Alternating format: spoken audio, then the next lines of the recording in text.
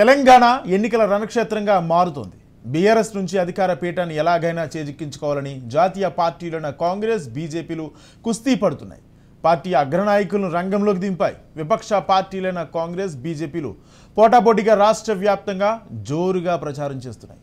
తెలంగాణ సహా మరో 4 రాష్ట్రాల్లో ఛత్తీస్గఢ్ మినహా ఒకే దఫా ఎన్నికలు జరుగుతున్నాయి. తెలంగాణ తప్ప ఆయా రాష్ట్రాలు ఎన్నికల ప్రక్రియ ముగియడంతో తెలంగాణ బాటపట్టాయి కాంగ్రెస్, బీజేపీ అగ్రనాయకత్వాలు. జాతీయ పార్టీల నేతలు వరుస పర్యటనపై Raj News special story. Telangana రాజకీయాల్లో అగ్రనాయకుల ప్రచారాలు హీటెక్కిస్తున్నాయి. కాంగ్రెస్, బీజేపీ అగ్రనాయకులు బీఆర్ఎస్ను నిలువరించి అధికారాన్ని చేజిక్కించుకోవాలనే పట్టుదలతో వ్యూహాత్మకంగా సాగుతున్నాయి. వరుస పర్యటన చేస్తూ సరికొత్త నినాదాలను తెలంగాణ సమాజంపై సంధిస్తున్నారు. కాంగ్రెస్, బీజేపీ పాచికలు తెలంగాణలో పారుతాయా? బీఆర్ఎస్ అగ్రనేత కేసీఆర్కు అండగా నిలబడతారా? ప్రజాకర్షణ మేనిఫెస్టోలో కొట్టుకుపోతారా? మార్పు కోరుకుంటారా? చూడాల్సిందే. తెలంగాణలో ఎన్నికల షెడ్యూల్కు 6 ఏళ్ల ముందు నుంచి ఎన్నికల వేడి రాజుకుంది. తెలంగాణ గడ్డపై పాగా వేయాలని జాతీయ పార్టీలైన కాంగ్రెస్, బీజేపీలు ఉవ్విళ్లూరుతున్నాయి. ఇప్పటికే వారంలో 2 సార్లు ప్రధాని మోడీ, అగ్రనేతలు అమిత్ షా, జేపీ నడ్డా, రాజ్నాథ్ సింగ్ ప్రచారం నిర్వహించారు. కాంగ్రెస్ అగ్రనాయకులు సోనియా, మల్లికార్జున్ ఖర్గే, అన్న చెల్లెళ్లు రాహుల్, ప్రియాంక గాంధీ సుడిగాలి పర్యటన చేశారు. విజయభేరి సభలు, బస్సు యాత్రలు, రోడ్ షోలు నిర్వహిస్తూ హామీలను గుప్పిస్తున్న ప్రచారాన్ని రక్తి కట్టించారు. మరో దఫా ప్రచారానికి ఆయా పార్టీ అగ్రనాయకులు మిడుతల దండుల తెలంగాణ వైపు దూసుకొస్తున్నాయి. అసెంబ్లీ ఎన్నికలు సమీపిస్తున్న కొద్ది అగ్రనాయకుల వరుస పర్యటనలు చేస్తూ ప్రజల్ని ఆకర్షించేలా పోటీపడి హామీలను గుప్పిస్తున్నారు. ప్రధాన పార్టీల నాయకుల పర్యటనలు, హామీలతో రాజకీయ సమీకరణలు కూడా మారుతున్నాయి. నామినేషన్లకు ముందు, నామినేషన్ల ఉపసంహరణ తర్వాత ఎన్నికల సమీపిస్తున్న కొద్ది వ్యూహాన్ని మార్చుకుంటూ కొత్త నినాదాలను తెలంగాణ సమాజంపై గురిపెడుతున్నాయి. కాంగ్రెస్ అగ్రనాయకత్వం కన్నడ ఫార్ములా అంటూ, 6 గ్యారెంటీలు అంటూ మొదటి 2 విడతల ప్రచారాన్ని పదునెక్కించాయి. బీజేపీ కేంద్ర నాయకత్వం తక్కువేమీ కాదు. కేంద్ర సంక్షేమ పథకాలను ఎరగచూపి ప్రచారాన్ని చేపట్టింది. అది వర్కౌట్ కాకపోవడంతో బీజేపీ బీసీ సీఎం నినాదం, ఎస్సీ వర్గీకరణకు లాంటి అంశాలను తెరపైకి తెచ్చింది. తెలంగాణ ఎన్నికలకు ఇక కొద్ది రోజులు మాత్రమే గడువు ఉండడంతో కాంగ్రెస్, బీజేపీలు ప్రజాకర్షక మేనిఫెస్టోలతో మరోసారి ముందుకొస్తున్నాయి. తెలంగాణలో 3 పార్టీల మధ్య పోటీ ఉంటుందనే అంచనాలు రావడం, కాంగ్రెస్ మేనిఫెస్టో విడుదల చేయడం జరిగిపోయాయి. అందరికంటే బీఆర్ఎస్ తన మేనిఫెస్టోను ప్రజల ముందుంచుంది. బీజేపీ అభ్యర్థుల ఎంపిక దగ్గర నుంచి మేనిఫెస్టోల విడుదల వరకు నాంచివేత ధోరణినే అవలంబిస్తూ వ్యూహాత్మకంగా అడుగులు వేస్తోంది. మేనిఫెస్టో విషయంలో అదే తీరుగా వ్యవహరించడం వెనుక అగ్రనాయకత్వం వ్యూహాత్మక వైఖరి లేకపోలేదు. మరోసారి ప్రధాని మోడీ, అమిత్ షా తెలంగాణ పర్యటనలు ఖరారయ్యాయి. ఈ వరుస పర్యటనల వెనుక ఆయా పార్టీల వ్యూహం ఏమిటనేది ఆసక్తికరంగా మారింది. కాంగ్రెస్ కు మద్దతుగా కన్నడ నేతలతో సహా తమిళనాడు నేతలను కూడా రంగంలోకి దింపింది. తాజాగా మాజీ కేంద్ర మంత్రి, తమిళనాడు కాంగ్రెస్ సీనియర్ నేత చిదంబరం తెలంగాణ పర్యటించారు. నిరుద్యోగం, అధిక ధరల్ని నియంత్రించడంలో బీఆర్ఎస్ ప్రభుత్వంపై విఫలమైందని, కేసీఆర్ ప్రభుత్వం తీరుపై చిదంబరం చేసిన విమర్శనాస్త్రాలు దుమారం రేపాయి. అంతేకాదు, తెలంగాణలో అర్బన్ నిరుద్యోగత దేశ నిరుద్యోగిత సగటు కంటే ఎక్కువగా ఉందని ధ్వజమెత్తారు. రాష్ట్ర ప్రభుత్వంలో ఖాళీగా ఉన్న 80,000 ఉద్యోగాలను ఈ ప్రభుత్వం భర్తీ చేయలేదని లెక్కలతో సహా వివరించారు. అంతేకాదు, తెలంగాణ అప్పు 3.66 లక్షల కోట్లకు చేరుకుందని, అయినా తెలంగాణ ప్రభుత్వం విద్య, ఆరోగ్య రంగానికి కేటాయిస్తున్న నిధులు చాలా తక్కువ అని బీఆర్ఎస్ పై దాడి చేశారు. తాము అధికారంలోకి వస్తే 6 గ్యారెంటీలను పక్కగా అమలు చేసి చూపుతామని హామీ ఇచ్చారు. ప్రజలు నవంబర్ 30న ఓటు రూపంలో చూపించాలని కాంగ్రెస్ సీనియర్ నేత పి. చిదంబరం పిలుపు ఇచ్చారు. చిదంబరం వ్యాఖ్యలపై బీఆర్ఎస్ నేతలు కౌంటర్ అటాక్ చేశారు. చిదంబరం అన్నింటా విఫలమైన నాయకుడని ధ్వజమెత్తారు. Which city is Mr. Chandrasekhar Rao living in? Hyderabad, no? Did he come and build Hyderabad? Who built Hyderabad? Who built the dams in Andhra Pradesh, United Andhra Pradesh? Who built the roads? Who built the industries?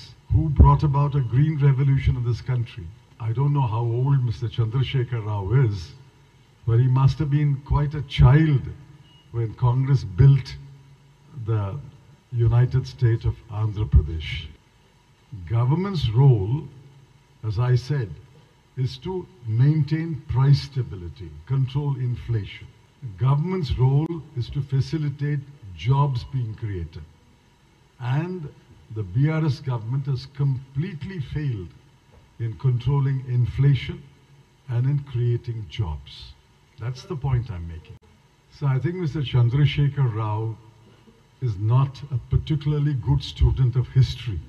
Now, Mr. Chandrasekhar Rao and I have met several times during that time, and I know what he told me, and he knows what I told him. There was no agreement between the MLAs of what is now Telangana and the MLAs of what is now Andhra Pradesh. We agreed that Telangana will be carved out. And I announced it on December 9, 2009. And Mr. Chandrasekhar Rao called off his fast. And he profusely thanked us. I think he may not have forgotten that he profusely thanked us. But another agitation broke out. Therefore, we had to appoint the Justice Sri Krishna Commission, which gave 6 recommendations. We tried to make both sides agree to any one recommendation, especially the 5th recommendation, the United Andhra Pradesh into Telangana and Andhra Pradesh. And please ask Mr. Chandrasekhar Rao to recall the day on which the bill was passed in the parliament. After the bill was passed, what did he tell us? Therefore, let's not go into all those conversations. It's after great difficulty, tremendous amount of work and persuasion involving both sides that we created the state of Telangana. Chidambaram వచ్చే వెళ్లిన మరునాడు BRS మేనిఫెస్టోకు ధీటుగా ఎట్టకేలకు Congress manifesto విడుదల చేసింది. AICC CC chief Mallikarjuna Kharge, అగ్రనేత రాహుల్ గాంధీ ప్రముఖులు హాజరై మేనిఫెస్టోను ప్రజల ముందు ఉంచారు. 6 గ్యారంటీల హామీలతో పాటు మేనిఫెస్టోను చూసి కాంగ్రెస్ ను ఆదరించాలని కోరారు. ఇందిరమ్మ రాజ్యంలోనే ప్రజల ఆకాంక్షలు నెరవేరుతాయని రేవంత్ భరోసా ఇచ్చారు.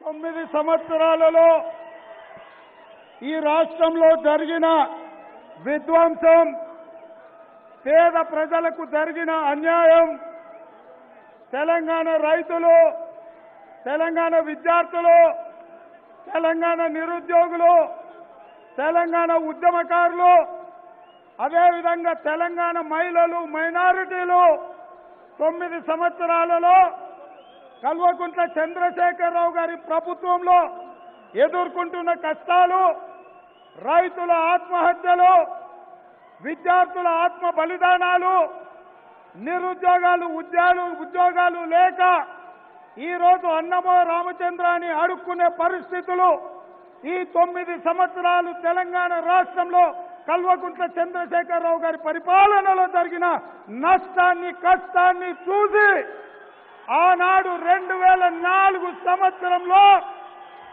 తెలంగాణ ప్రజలకు కరీంనగర్ గడ్డ మీద నుంచి శ్రీమతి సోనియా గాంధీ గారు తెలంగాణ రాష్ట్రం ఇస్తున్న గ్యారంటీ ఇచ్చింది. ఆ నాయకురాలు ఈనాడు ఈ 4 కోట్ల ప్రజల యొక్క కష్టాలను చూసి మళ్ళీ వాళ్ళ యొక్క భవిష్యత్తు కోసం, వాళ్ళ యొక్క అభ్యున్నతి కోసం ఈ రాష్ట్రంలో సంక్షేమం, అభివృద్ధి 2 కళ్ళలో ముందుకు నడిపించడానికి శ్రీమతి సోనియా గాంధీ గారు మళ్ళీ గడ్డ మీద కాలు మోపిన్రు. తెలంగాణ నేల శ్రీమతి సోనియా గాంధీ గారు కాలు మోపడంతో పునీతమైంది. ఇవాళ తెలంగాణ రాష్ట్రం శ్రీమతి సోనియా గాంధీ గారికి నిటారుగా నిలబడి స్వాగతం పలికిండ్రు. తెలంగాణ పీఠాన్ని 9 ఏళ్లుగా అనుభవిస్తున్న అధికార బీఆర్ఎస్ ఉద్యమ పార్టీగా, అభివృద్ధి సంక్షేమ సారథిగా ప్రజాక్షేత్రంలోకి దూకింది. బీఆర్ఎస్ అగ్రనేత సీఎం కేసీఆర్ అధికార పీఠం చేజారిపోకుండా తన శక్తియుక్తులను కూడగట్టుకొని ధూమ్ధామ్గా ప్రచారాన్ని హోరెత్తిస్తున్నారు.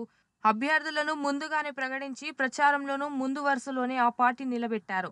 ప్రజలకు సానుకూలమైన మేనిఫెస్టోను కూడా విడుదల చేసి ఎన్నికల రణక్షేత్రాన్ని తనదైన శైలిలో రక్తి కట్టిస్తున్నారు. రాష్ట్ర వ్యాప్తంగా ఆశీర్వాద సభలు నిర్వహిస్తూ విపక్షాలకు ధీటమైన సమాధానమిస్తూనే పదునైన విమర్శనాస్త్రాలు సంధిస్తున్నారు. కాంగ్రెస్, బీజేపీ అగ్రనేతల విమర్శలకు బదులిస్తూనే తన అస్త్రశాస్త్రాలను విపక్షాలపై గురిపెడుతూ మళ్లీ ధూమ్ధాం చేస్తున్నారు. ఎవరి ఎత్తులు వారికున్నా ప్రజలు బీఆర్ఎస్ ను ఆదరిస్తారా? మరోసారి బీఆర్ఎస్ పార్టీకి పట్టం కడతారా? మార్పును కోరుకుంటారా? కోరుకుంటే కాంగ్రెస్ వైపా, బీజేపీ కొమ్ముకొస్తారా అనే ఉత్కంఠకు తెరలేపింది. తెలంగాణపై పట్టు సాధించడానికి 3 ప్రధాన పార్టీలు బీఆర్ఎస్, కాంగ్రెస్, బీజేపీ ప్రచారంతో పాటు ప్రజాకర్షక మేనిఫెస్టోలను విడుదల చేశాయి. బీఆర్ఎస్ అందరికంటే ముందుగానే అభ్యర్థులను ప్రకటించింది. తన సంక్షేమ పథకాలను వివరిస్తూ తెలంగాణ ప్రజల ఆకాంక్షకు అద్దం పట్టేలా మేనిఫెస్టోను విడుదల చేశామని చెబుతూ ప్రచారంలోకి దూకింది. ఇక కాంగ్రెస్ 6 గ్యారంటీలకు సపోర్టుగా తన మేనిఫెస్టోను ప్రజల ముందుంచింది. ఇచ్చిన హామీలు నెరవేరుస్తామని టీపీసీసీ చెబుతుంది. ఇక బీజేపీ అన్నింటా ఒక అడుగు వెనకే ఉన్న వ్యూహాత్మకంగా ముందుకు సాగుతుంది. అభ్యర్థుల జాబితా నుంచి మేనిఫెస్టో విడుదల వరకు ఆచితూచి అడుగులు వేస్తుంది. ఆయా మేనిఫెస్టోలో ఏముంది? ఎందుకు ఎవరి మేనిఫెస్టోను ప్రజలు ఆదరిస్తారు? ముక్కోణపు పోటీలో జాతీయ పార్టీలకు మద్దతు ఇస్తారా? తెలంగాణ ఉద్యమగడ్డపై పుట్టి పెరిగిన బీఆర్ఎస్కు మద్దతు ఇస్తారా? ఇక నో సెంటిమెంట్, మార్పు కావాల్సిందేనని బల్లగుద్ది మరీ చెప్తారా అనేది ఇవాల్టి స్పెషల్ స్టోరీలో చూద్దాం. తెలంగాణ అసెంబ్లీ ఎన్నికల వేళ 3 పార్టీలు బీఆర్ఎస్, కాంగ్రెస్, బీజేపీలు తమ ఎజెండాను మేనిఫెస్టో రూపంలో ప్రజల ముందు పెట్టాయి. కాంగ్రెస్, బీజేపీల అగ్రనాయకులు తెలంగాణ పర్యటనలో భాగంగా మేనిఫెస్టోలను విడుదల చేశారు. బీఆర్ఎస్ మాత్రం తమ అగ్రనేత కేసీఆర్ నేతృత్వంలోనే మేనిఫెస్టోను విడుదల చేసింది. మేనిఫెస్టోలో అంశాల అమలు బాధ్యతను సీఎం తీసుకున్నారు. అధికారంలోకి వస్తే తాము ఇచ్చిన హామీలను తూచా తప్పకుండా అమలు చేస్తామని బీజేపీ, కాంగ్రెస్లో ప్రచారంలో హామీ ఇస్తున్నాయి. 3వ అధికారంలోకి వస్తామని, తమను మరోసారి దీవించాలని సీఎం కేసీఆర్ ప్రజల ముందుకు వెళుతుండగా ఒకసారి అవకాశం ఇవ్వాలని కాంగ్రెస్, బీజేపీలు ప్రజలను ప్రాధేయపడుతున్నాయి. కేసీఆర్ బీమా, ప్రతి ఇంటికి ధీమా పేరుతో కొత్త పథకాన్ని తీసుకొచ్చారు. తెల్ల రేషన్ కార్డులు కలిగిన 93 లక్షల కుటుంబాలకు 5 లక్షల రూపాయల సాధారణ బీమా, రైతు బీమా తరహాలోనే దీనిని అమలుకు హామీ. సాధారణ మరణానికి కూడా బీమా వర్తిస్తుంది. ఈ బీమాకు సంబంధించిన ప్రీమియం ప్రభుత్వమే చెల్లిస్తోందని, మరోసారి అధికారంలో వచ్చిన 4-5 నెలల్లోనే ఈ ప్రక్రియను పూర్తి చేస్తామని కేసీఆర్ చెప్పారు. ఎల్ఐసి ద్వారా బీమా పథకం అమలు చేస్తామని కూడా హామీ ఇచ్చారు. తెలంగాణ అన్నపూర్ణ పథకం కింద రాష్ట్రంలో ప్రతి ఇంటికి సన్నబియ్యం, తెల్ల రేషన్ కార్డు లబ్ధిదారులకు దీనిని వర్తింప చేయనున్నట్టుగా కేసీఆర్ ప్రకటించారు. తెలంగాణలో సామాజిక పెన్షన్లు 5,000 రూపాయలకు పెంచనున్నట్టుగా కేసీఆర్ హామీ ఇచ్చారు. వచ్చే ఏడాది మార్చి తర్వాత 3,000 రూపాయలకు పెంచి ప్రతి ఏడాది 500 రూపాయలు పెంచుతూ 5వ సంవత్సరం వరకు 5,000 రూపాయలకు చేరుకుంటుంది. తద్వారా ప్రభుత్వంపై ఒకేసారి భారం పడే అవకాశం ఉంటదని పేర్కొన్నారు. దివ్యాంగులకు పెన్షన్ను ఇటీవల 4,000 రూపాయలకు పెంచామని, దానిని 6,000కు పెంచుతామని చెప్పారు. వచ్చే మార్చి తర్వాత 5,000 రూపాయలకు పెంచి ఆ తర్వాత పెంచుకుంటూ పోతామని చెప్పారు. తెలంగాణ భవన్లో బీఆర్ఎస్ మేనిఫెస్టోను విడుదల చేసిన కేసీఆర్ గతంలో మేనిఫెస్టోలో చెప్పని ఎన్నో అంశాలను అమలు చేశామని చెప్పారు. ఎన్నికల ప్రణాళికలో లేని వాటిని అమలు చేసిన ఘనత తమకే దక్కుతుందన్నారు. దళిత బంధు పథకాన్ని కొనసాగిస్తామని, గిరిజనులకు ఇచ్చిన హామీలను బీఆర్ఎస్ ప్రభుత్వం అమలు చేసిందని, మైనారిటీల సంక్షేమానికి పెద్దపీట వేశామని, బడ్జెట్ను పెంచినట్టుగా కేసీఆర్ చెప్పారు. బీసీలకు అమలు చేస్తున్న పథకాలు కొనసాగిస్తామని తెలిపారు. 9 ఏళ్లలో బీఆర్ఎస్ చేసిన అభివృద్ధి, సంక్షేమాన్ని భుజానికి ఎత్తుకుని ఆ పార్టీ ఎమ్మెల్యే అభ్యర్థులు, పార్టీ అధినేత కేసీఆర్ ప్రజాక్షేత్రంలో విస్తృతంగా పర్యటనలు చేస్తూ ఓట్లు అభ్యర్థిస్తున్నారు. అంతేకాదు విపక్షాలైన కాంగ్రెస్, బీజేపీలపై సీఎం కేసీఆర్ ఆశీర్వాద సభల్లో ధ్వజమెత్తుతూ తనదైన శైలిలో ప్రచారాన్ని హోరెత్తిస్తున్నారు. పార్టీ ఎమ్మెల్యే అభ్యర్థులకు మద్దతుగా రాష్ట్ర వ్యాప్తంగా సుడిగాలి పర్యటనలు చేస్తున్నారు. కర్ణాటక ఫలితాల తర్వాత తెలంగాణలో గ్రాఫ్ పెరిగిన కాంగ్రెస్ పార్టీ అగ్రనేతలు సోనియా గాంధీ, రాహుల్ గాంధీ సమక్షంలో విజయభేరి సభల వేదికగా 6 గ్యారంటీలను ప్రకటించింది. ప్రజలు కాంగ్రెస్ ను ఆదరించాలని ప్రజలకు సభా వేదిక నుంచి కోరారు. తెలంగాణలో ప్రచారం పీక్ స్టేజ్కి వచ్చిన నేపథ్యంలో కాంగ్రెస్ తన మేనిఫెస్టోను విడుదల చేసింది. ఏఐసీసీ చీఫ్ మల్లికార్జున్ ఖర్గే మరో అగ్రనేత రాహుల్ సమక్షంలో అభయహస్తం పేరుతో మేనిఫెస్టోను విడుదల చేసింది. కాంగ్రెస్ మేనిఫెస్టోలో మొదట మహిళలకు ప్రాధాన్యమిస్తూ మహాలక్ష్మి పథకం, నెలకు 2,500 ఆర్థిక సాయం, 500 రూపాయలకే గ్యాస్ సిలిండర్, రాష్ట్రమంతటా మహిళలకు ఆర్టీసీ బస్సుల్లో ఉచిత ప్రయాణం, రైతు భరోసా కింద ఏటా రైతులు, కౌలు రైతులకు ఎకరానికి 15,000 రూపాయల పెట్టుబడి సాయం, ఏటా వ్యవసాయ కూలీలకు 12,000 రూపాయల ఆర్థిక సాయం, వరి పంటకు అదనంగా 500 రూపాయల బోనస్, ఇందిరమ్మ ఇల్లు, ఇల్లు లేని పేదలకు ఇంటి స్థలంతో పాటు ఇంటి నిర్మాణానికి 5 లక్షల రూపాయల ఆర్థిక సాయం, తెలంగాణ ఉద్యమకారులకు 250 చదరపు గజాల ఇంటి స్థలం, యువ వికాసం పథకం కింద విద్యా భరోసా కార్డు, విద్యార్థులకు 5 లక్షల రూపాయల పరిమితితో వడ్డీ రహిత ఆర్థిక సాయం, ప్రతి మండలంలో తెలంగాణ ఇంటర్నేషనల్ స్కూళ్ల ఏర్పాటుకు కృషి చేస్తామని హామీ ఇచ్చింది. ప్రతి జిల్లాకు రెసిడెన్షియల్ స్కూల్, రాష్ట్రంలో స్పోర్ట్స్ యూనివర్సిటీ, హోంగార్డుల వేతనంలో సవరణలు, పర్యాటక రంగంలో తెలంగాణ అటవీ ప్రాంతంలో ఏకో టూరిజం అభివృద్ధి చేస్తామని కాంగ్రెస్ మేనిఫెస్టోలో ప్రకటించింది. ఇక హైదరాబాద్ లో ఎంటర్టైన్మెంట్ థీమ్ పార్కులు, చలనచిత్ర అభివృద్ధికి, కొత్త స్టూడియో నిర్మాణానికి ఆర్థిక సాయం, స్థలం కేటాయించనున్నట్లు హిందూ దేవాలయాలు, ఆదివాసీ గిరిజన దేవాలయాల్లో ధూపదీప కార్యక్రమాలకు నెలకు 12,000 రూపాయలు అందిస్తామన్నారు.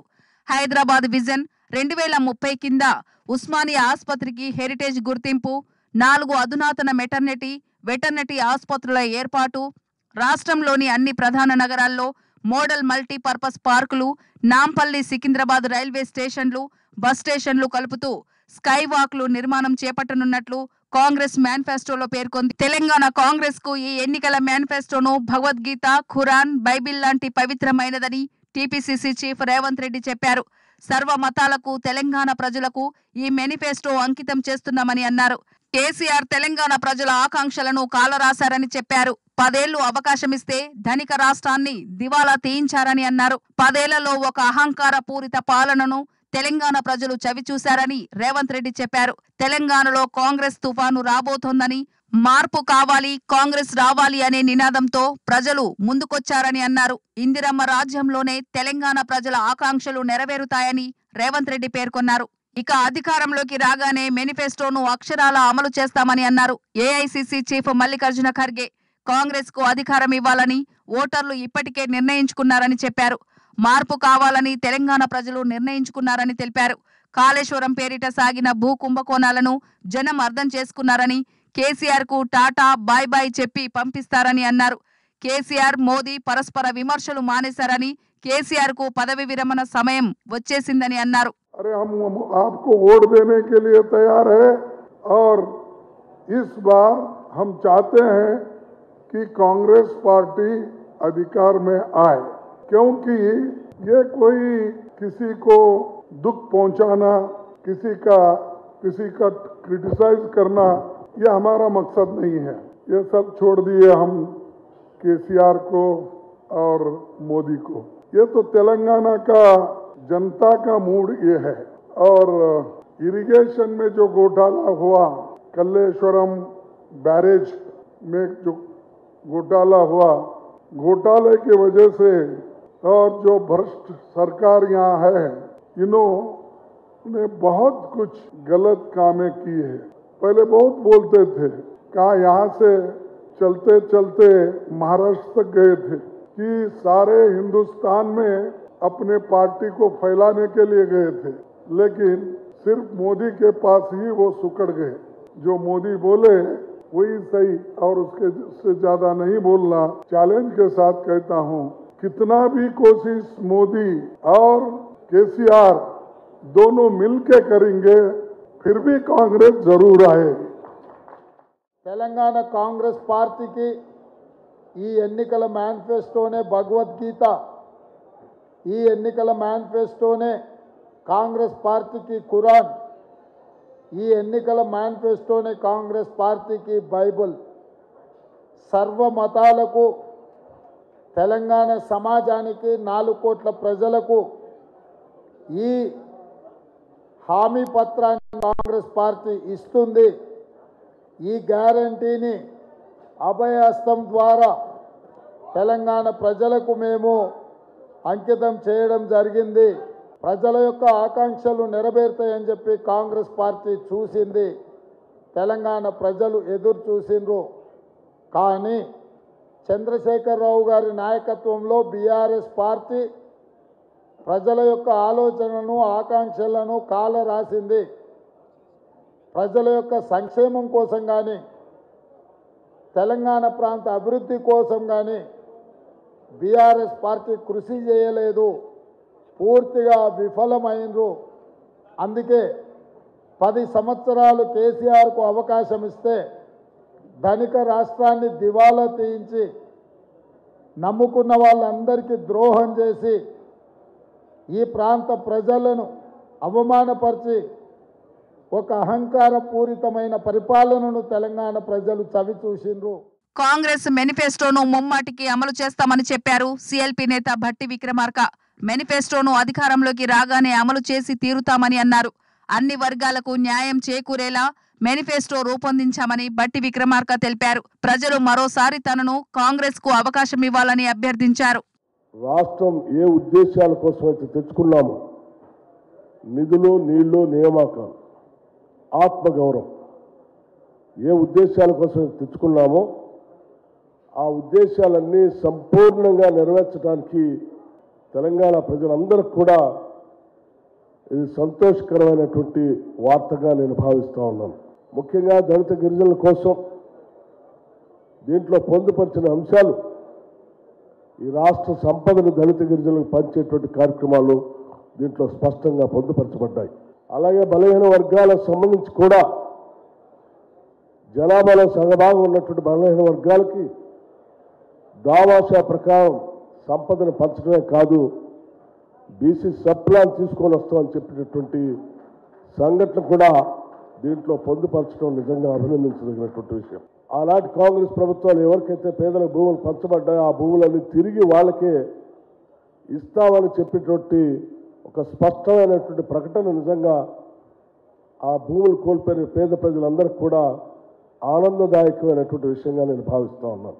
రైతాంగ సోదరులకు సంబంధించిన 2 లక్షల రుణమాఫీ విషయం గురించి కానీ, కౌలు రైతులకు కూడా రైతు ప్రోత్సాహంగా ఇచ్చేటువంటి కార్యక్రమాలు కానీ, సంపద మాత్రం ప్రజల దగ్గర చేరలేదు. ఆ సంపదని పంచే కార్యక్రమమే ఈ తెలంగాణ అభయహస్తం మేనిఫెస్టోగా స్పష్టంగా కనిపిస్తాం. ప్రజల తెలంగాణకి మధ్య జరుగుతున్నటువంటి పోరాటంగా ఈ రాష్ట్ర సంపద అంతా కూడా ప్రజలకి ఏ రకంగా పంచాలో మన నాయకత్వం అంతా కూడా స్పష్టంగా చెప్పిన తర్వాత ప్రజలందరి దగ్గర నుంచి సమాచారం తీసుకొని పొందుపరిచినటువంటి అద్భుతమైనటువంటి మేనిఫెస్టో ఈ అభయ హస్తంతో కూడినటువంటి మేనిఫెస్టో. బీఆర్ఎస్ కాంగ్రెస్ మేనిఫెస్టోలు విడుదలైందే తడవుగా బీజేపీ కూడా తన మేనిఫెస్టోను విడుదల చేసింది. కేంద్ర మంత్రి అమిత్ షా 23 అంశాలతో కూడిన మేనిఫెస్టోను విడుదల చేశారు. ప్రధాన అంశాలు: ధరణి స్థానంలో మీ భూమి యాప్, కేంద్ర ప్రభుత్వ పథకాల అమలు కోసం ప్రత్యేక మంత్రిత్వ శాఖను ఏర్పాటు చేస్తానని హామీ ఇచ్చింది. గల్ఫ్ బాధితుల కోసం నోడల్ ఏజెన్సీ, రాష్ట్ర ప్రభుత్వ అవినీతిపై విచారణకు కమిషన్ ఏర్పాటు, 4% ముస్లిం రిజర్వేషన్ ఎత్తివేత ప్రధానాంశాలుగా పేర్కొంది. సబ్సిడీపై విత్తనాలు, వరి పంటకు బోనస్, ఆడబిడ్డ భరోసా పథకం కింద 21 ఏళ్లు వచ్చేసరికి 2 లక్షల రూపాయలు చెల్లించడం, ఉజ్వల లబ్ధిదారులకు ఉచితంగా 4 సిలిండర్లు, మహిళా రైతు కార్పొరేషన్ ఏర్పాటు, ఫీజుల నియంత్రణ, నిరంతర పర్యవేక్షణ, స్కూల్స్ కు పన్ను మినహాయింపులపై దృష్టి సారించింది. ప్రతి జిల్లా కేంద్రంలో మల్టీ సూపర్ స్పెషాలిటీ హాస్పిటళ్లు, నిజాం షుగర్ ఫ్యాక్టరీ పునరుద్ధరణ చేస్తానని ప్రకటించింది. ఇండస్ట్రియల్ కారిడార్ల ఏర్పాటు, పీఆర్సీపై రివ్యూ, ప్రతి 5 ఏళ్లకొకసారి పీఆర్సీ, జీవో 317పై పునఃసమీక్ష, గల్ఫ్ దేశాల్లో తెలంగాణ భవన్లు, 5 ఏళ్లకు 1,00,000 కోట్లతో బీసీ అభివృద్ధి నిధి ఏర్పాటు చేస్తానని నిశ్చయించింది. రోహింగ్యాలు అక్రమ వలసదారులని పంపించి వేస్తామని చెప్పింది.